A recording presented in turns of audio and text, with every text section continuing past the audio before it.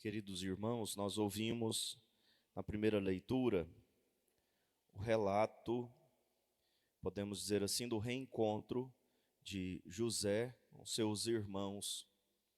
José, aquele que foi vendido como escravo pelos seus irmãos por inveja, por ciúme. José era o filho mais novo do seu pai Jacó, e os seus irmãos, e tinha uma certa predileção do seu pai, os seus irmãos sentiam muito ciúme disso. E certa vez, então, decidiram vender José como escravo e ele acabou no Egito e, por vários motivos, podemos dizer claramente, por providência divina, se tornou governador do Egito. E numa ocasião de muita fome na região, os egípcios vieram buscar ajuda do faraó, mas também os irmãos de José vieram buscar ajuda no Egito e acabaram, digamos, na mão de José. E é esse o relato que nós ouvimos. Eles chegam para pedir ajuda, para relatar o problema, e José propõe: traga o irmão mais novo de vocês. Conta uma história da família, quantos irmãos são. Então traga o irmão mais novo. Fica aqui um dos irmãos preso, vocês levam a comida que precisam, o alimento que precisam, mas tragam para mim o irmão mais novo. E então, eles se dão conta do que haviam feito e começam a falar ali como se José não pudesse entender, mas estava entendendo na sua própria língua. E o que essa história... Bom, nós sabemos que esses irmãos são acolhidos, a família de Jacó é acolhida pelo Egito, e, enfim, nós sabemos o resultado disso. Mas o que essa leitura nos mostra? Primeiro, a providência divina. Deus sabe tirar o bem até mesmo do mal. Diante de uma grande injustiça como essa, Deus soube colocar a mão, Deus soube conduzir essa história para que chegasse nesse ponto, o ponto da família de Abraão ser acolhida, cuidada, até mesmo pelo Egito. Nós sabemos que depois eles se tornam escravos, mas aqui nesse momento realmente eles precisam desse alimento. Eles acabam recorrendo ao Egito e ganham a ajuda por causa do mal que eles haviam feito.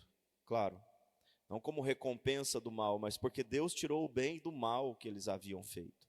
Venderam o irmão se tornou governador e pôde ajudar a sua família. Mas também nos mostra como o perdão é importante. José perdoou a sua família, perdoou seus irmãos. Estava ali fazendo toda aquela cena, mas ele já tinha a decisão de ajudar a sua família. Ele não queria humilhar, não queria ofender, queria fazer eles refletirem o que haviam feito. Ele queria levá-los à reflexão, mas já havia perdoado. José amava os seus irmãos, José amava a sua família.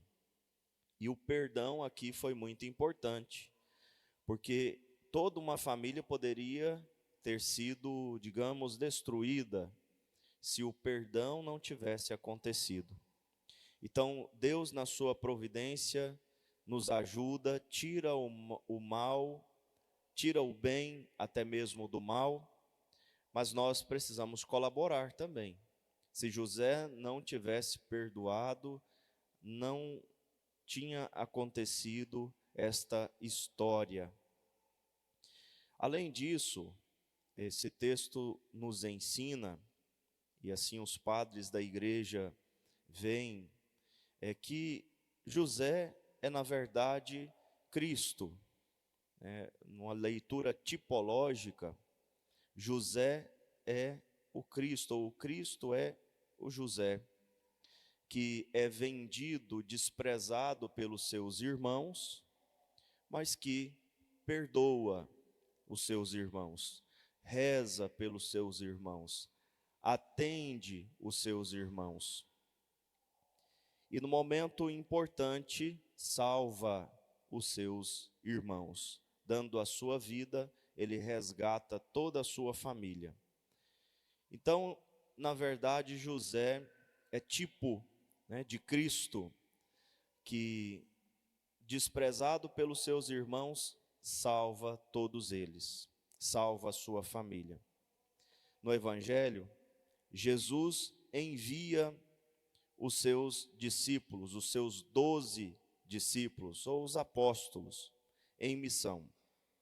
E todas as vezes que nós nos deparamos com esse Evangelho, além de nós termos que tomar consciência de que a fé católica é uma fé apostólica, os apóstolos foram escolhidos por Cristo, eles existiram porque Cristo quis, porque Cristo poderia ter chamado outros ou não ter chamado ninguém, poderia ter feito sozinho tudo o que fez, mas não quis fazer sozinho e continua não querendo.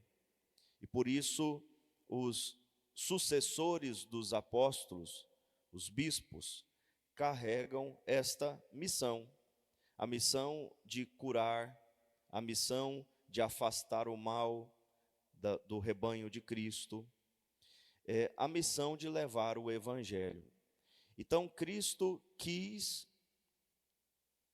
instituir o colégio dos apóstolos e naquele ato também instituiu os seus sucessores, todos os bispos.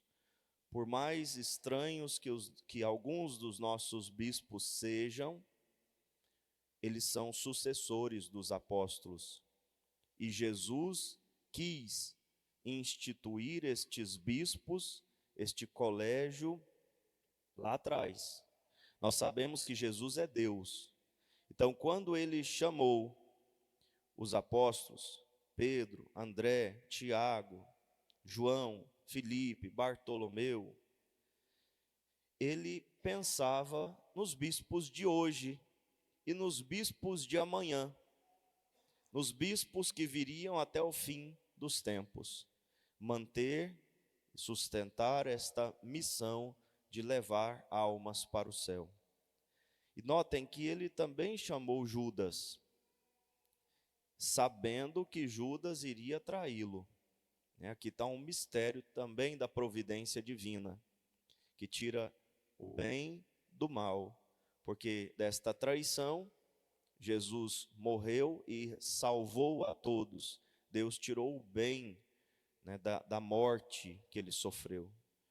E todo o tormento que ele passou, ele tirou um grande bem. Então Jesus chamou a todos. Chamou Pedro, que iria negá-lo 3 vezes. Ele chamou os filhos do trovão. Ele chamou Judas. Ele chamou Tomé, que iria duvidar da sua ressurreição. Jesus sabia de tudo isso, das fraquezas destes homens, assim como sabe das fraquezas dos nossos bispos, mas mesmo assim foram chamados. Então, quando nós vemos aqui a lista dos apóstolos, nós logo temos que lembrar do colégio dos bispos, que tem o Papa como cabeça. Eles são escolhidos por Deus. E misteriosamente Deus chama pessoas fracas, pecadoras, limitadas para seguir o seu rebanho, para constituir o colégio apostólico, mas também o colégio episcopal, mas também para apacentar o seu rebanho, para cuidar do seu rebanho, porque a sua bênção, a sua graça está garantida. Ele se serve de instrumentos fracos e insuficientes para levar adiante esta grande missão. Então, tomemos consciência disso.